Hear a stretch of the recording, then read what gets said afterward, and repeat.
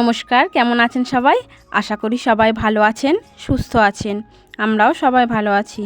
আজ সোমবার আর এখন বাজে সকাল 7টা। এখন থেকেই আমি আমার ব্লগটা শুরু করছি। সকালে আমার বাসনগুলোও মাজা হয়ে গেছে আর ঘর দুয়ার ঝাঁট দিয়ে নিকোনো হয়ে গেছে। এবার উঠোনটা ঝাঁট দিয়ে নিয়ে স্নান করে চলে আসবো, তারপর আবার ঠাকুর ঘরে যাব। তো ঝাঁটটা একটু ভালো করে দিয়ে নিই, তারপর স্নান করতে চলে যাব। আজকে আর কাচাকুচি করব না, কারণ আজকে শুনছি সকাল থেকেই কারেন্ট চলে যাবে, তো ট্যাঙ্কিতে জল শেষ হয়ে যাবে, তাই আর কাচাকুচি করব না। তো আমি স্নান করে চলে এসেছি। এবার ওই বাটি করে জল নিয়ে যাব ঠাকুর ঘরের দিকে। আর এইখানেই ঠাকুরের বাসনগুলো আমার রয়েছে, তাই বাসনগুলো আর জল নিয়ে চলে যাচ্ছি ঠাকুর ঘরের দিকে।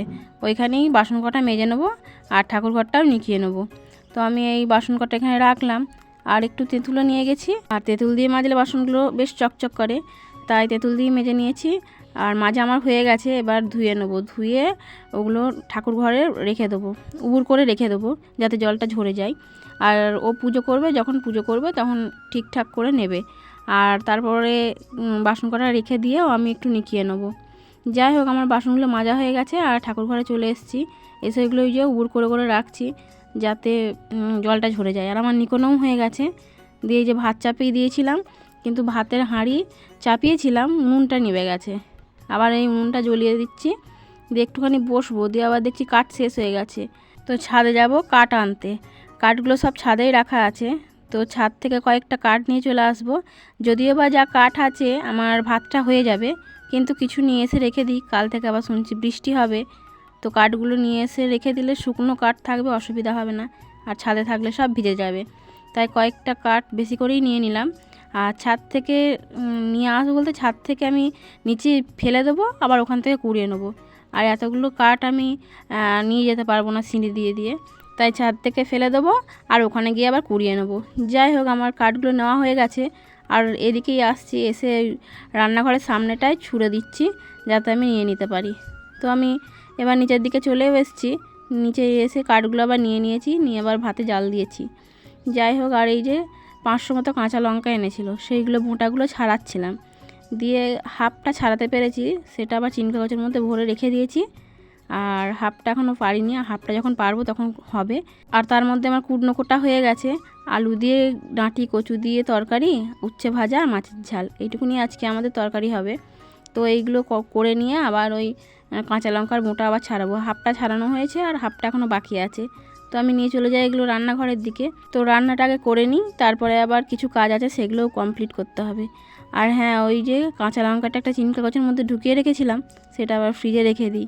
আর এদিকে আমি উচ্ছে ভাজাটাও বসাচ্ছি, আর এগুলো একটু ফ্রিজে রাখতে এলাম, না হলে বাইরে পড়ে থাকলেই শুকিয়ে যাবে, তাই কাঁচা লঙ্কাগুলোও কিছুটা ফ্রিজে রেখে দিলাম।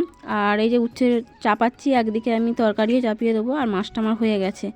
তো তারই মধ্যে আবার রাঁধতে রাঁধতে চলে এলাম জামা কাপড়গুলো ছিল, সেগুলো একটু শুকোতে দিতে।